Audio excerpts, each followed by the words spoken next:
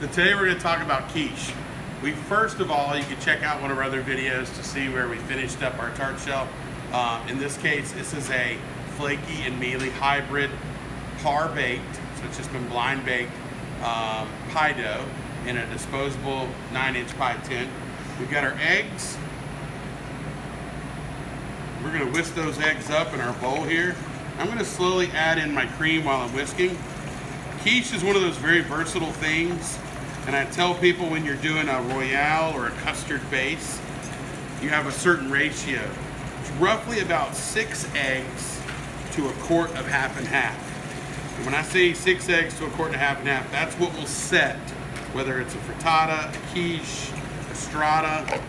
If you add sugar and some other flavorings to it so that it's on the sweet side, you can pour that over French toast. You can also do bread pudding.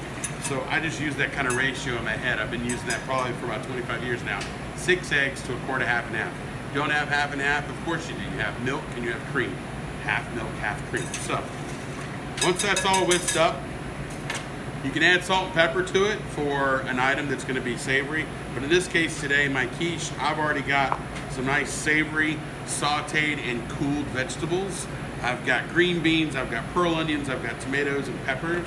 And then I've got a nice mixture of 3 cheese. This is Parmesan, a little bit of Colby Jack, and some cheddar.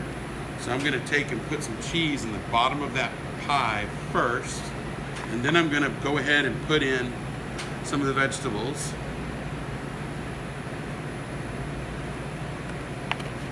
You don't have to fill it all the way up, but it is good that you get more veggies in there. You can also put baked bacon bits, sauteed onions, all kinds of stuff. All right, and then top that with the remaining cheese. You can put as much or as little cheese as you want. And then here's the key. I take and make a little hole in the middle, and I needle in the custard royale right into the middle slowly.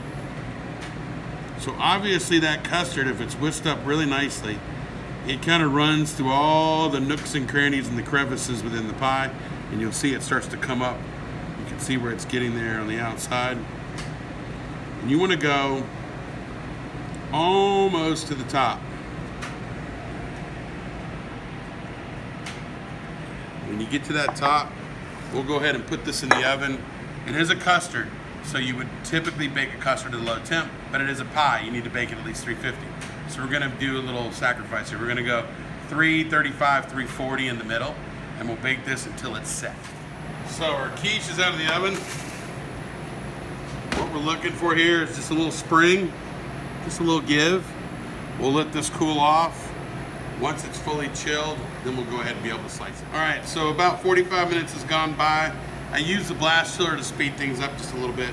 But I'm gonna go ahead and take a slice of this quiche right out of the middle here, so we can also inspect the bottom of our crust. It smells delicious when it came out of the oven. Feel free to experiment with your items that you put in your quiche. Just make sure they're somewhat dry. I tend to cook the vegetables a little bit to release some of the waters that are usually trapped in those vegetables, and that helps. All right, so let's take a look. Well, we got a nice golden brown bottom. That nice, almost like a casserole style across the side.